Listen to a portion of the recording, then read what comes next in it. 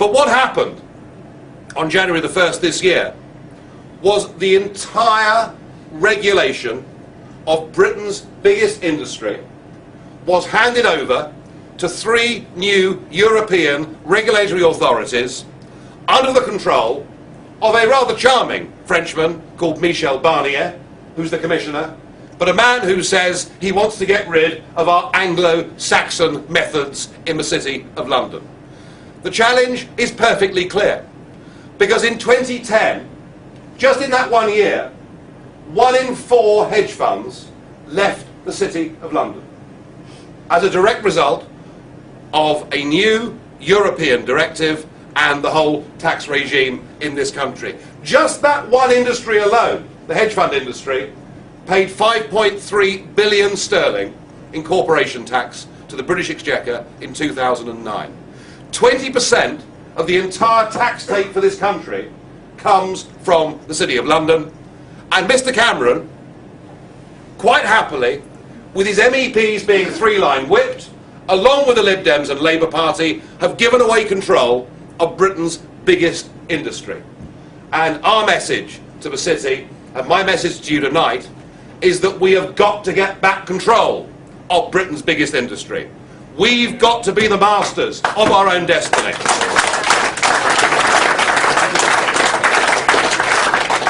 And the future, our economic future as a trader, isn't going to be European, for goodness sake. You know, Europe last year accounted for 18% of the gross domestic product of the globe. It is estimated in this age of globalisation that by 2020 that will have fallen to 8 or 9%. Our economic future is going to be as a global trading nation, not just as a little European trading nation. And yet what we're signed up to, now again I apologise to the younger people because we're discussing ancient history here, but there was a referendum, of course, back in 1975. So anybody in this room over the age of 54 would have qualified to vote in that referendum, and I can see 1 or 2 of you that probably do qualify for that. What you were told was that you were joining a common market. It was just about free trade. What you weren't told is that actually what you were joining was a customs union, and that what membership of that union meant is that you weren't just bound for the rules within the club, you were also bound with the rules without the club. Here we are, the world's 5th biggest trading nation, with the benefits of the English language, with the benefits of our merchanting history and background, with the benefits of a city, with the benefits of being in the middle of the world's trading time zone. Here we are, banned, forbidden from making our own trade relationships with any other country in the world because we're part of this EU. And the really positive message for trade and for Britain's future is free from the clutches of this thing. We will be able to negotiate our own trade deals around the globe, and wouldn't it be quite a good starting place to look at our own Commonwealth, that remarkable organisation of people who share with us, in nearly every case, a language, a legal system and a shared history. Wouldn't it make sense for us to branch out to Australia, to Canada, to New Zealand, to India, and all those amazing opportunities that await Britain around the world? And I think it's that message, it's that positive global message that is increasingly seeing the 18 to 24-year-olds in this country coming around and saying, we're going out and we are going to vote UKIP. But perhaps the biggest benefit of us being freed from this current political situation, perhaps the biggest benefit is the one that is the most difficult to define. You see, I think that when we have an issue like votes for prisoners, now, I mean, I have a view on that. My own view is that if you go to prison, you forfeit for that period of time, not just your liberty, but your democratic rights as well. That's my view. And wouldn't it have been extraordinary if in the recent Barnsley by-election, Eric Ilsley, who'd just been put in prison for fraud, had been able to vote in that by-election? I mean, you know, that rather sums it up to me. So I have a view that prisoners shouldn't get the vote. But actually, what we think, isn't what matters. What matters is that we should be able to make that decision in our own country.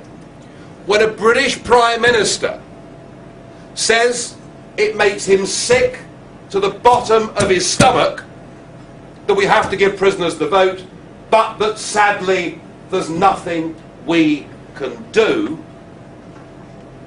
I think that says something about us as a nation. It says something about our self-confidence. It says something about our self-respect. It says something about our pride. It says to me, we've sunk to rock bottom. And then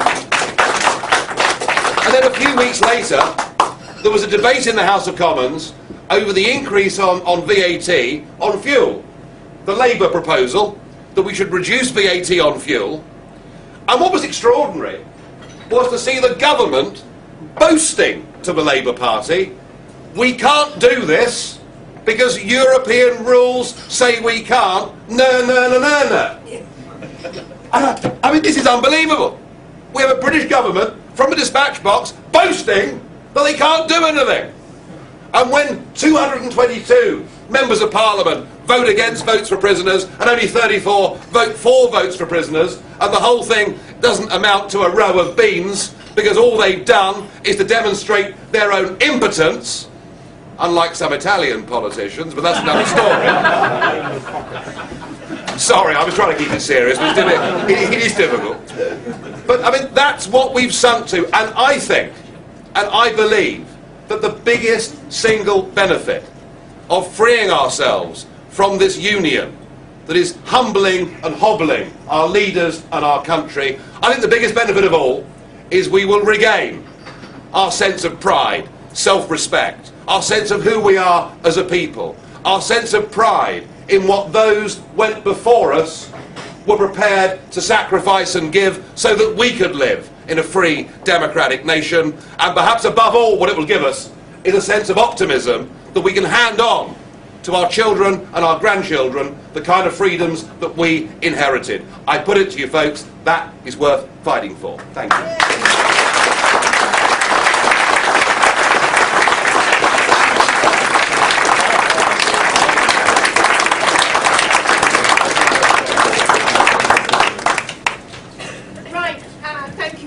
Nigel, that was excellent. I'm going to now throw this open to the audience, so if any of you want to ask questions, please address the table and I will ask Nigel to answer them.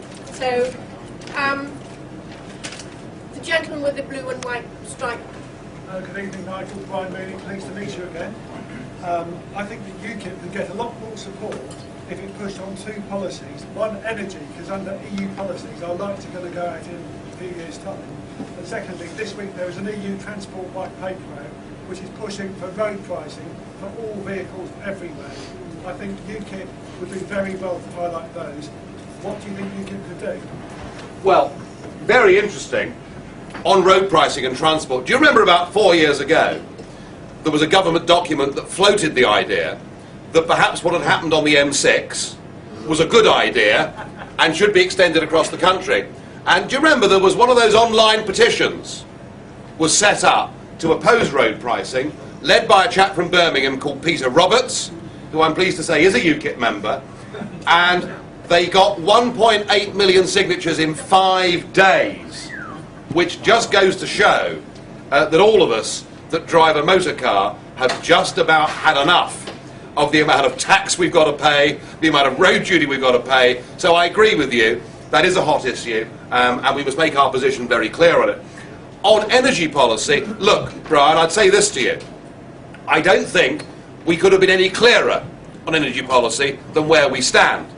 I have to say to you that I think the building of these windmills, whether it is onshore or offshore, is just about the biggest con I think I've seen in my lifetime. It is complete and utter madness. Do you know, in Germany, who got the green bug, I mean, by the way, can I just lay my cards on the table. I voted Green in the '89 European elections. You know, I want us to control pollution. I want us to look after the environment. What I don't want is this new lunacy that poses as green. Now, the Germans got this disease before us, and they have now constructed 22,000 wind turbines in Germany. In fact, if you drive across Schleswig-Holstein, you can barely see the sky. There are so many wind turbines there.